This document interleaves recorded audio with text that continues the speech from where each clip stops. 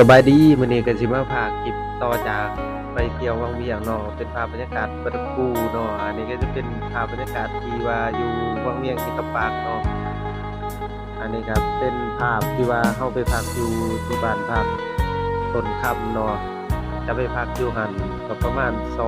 2คืนเนาะ2คืนคืออยู่3มื้อเนาะ3 มื้อ2คืนนี่แหละพักอยู่บ้านพักต้นคำเนาะ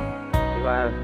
เขาจะไปเที่ยววังเวียงอินทปาร์คแล้วก็แถวถ้ำโน่นแล้วก็ถ้ำนางฟ้าเนาะแล้วก็ไปเที่ยวอยู่ที่ประตูไส้เนาะแล้วก็ถัดวังเวียงจันทน์เนาะที่ว่าไปเที่ยวเนาะอันนี้ก็มาฮอดที่ว่าอินทปาร์คเนาะแหล่งท่องเที่ยวอินทปาร์คเนาะจะมีแหล่งท่องเที่ยวที่ว่า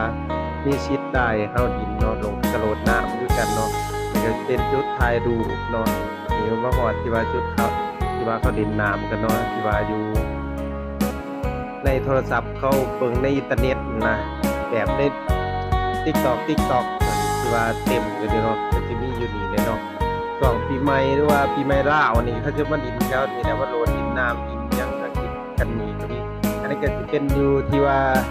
บารากูเนาะบารากูที่ว่าขึ้นต้นไม้แล้วก็โลดลงมาเนาะก็จะแซะกันขนาดตอนในโลกออนไลน์ที่ว่าในพวก TikTok อิหยังนี่นะกันหลายเนาะอันนี้เป็นข้าวปลาที่ว่าข้าวมันเลี้ยงอยู่ในนี่เนาะปลาจะเป็นสายพันธุ์อิหยังแต่ผมก็บ่จักเรื่องบ่ได้ถามก่อนนะถ่ายไว้เบิ่งภาพบรรยากาศก็แบบนี้นะที่ว่าสะพานหรือว่าขัวหันก็เป็นที่ว่าทางเราขึ้นไปภูทำภูครับเนาะมันสิสูงแม่งอยู่หั่นอันนี้ก็ภาพบรรยากาศที่ว่าทางนาเขาที่ว่าเขาสิไปทำโน่นหรือว่าทำนั่ง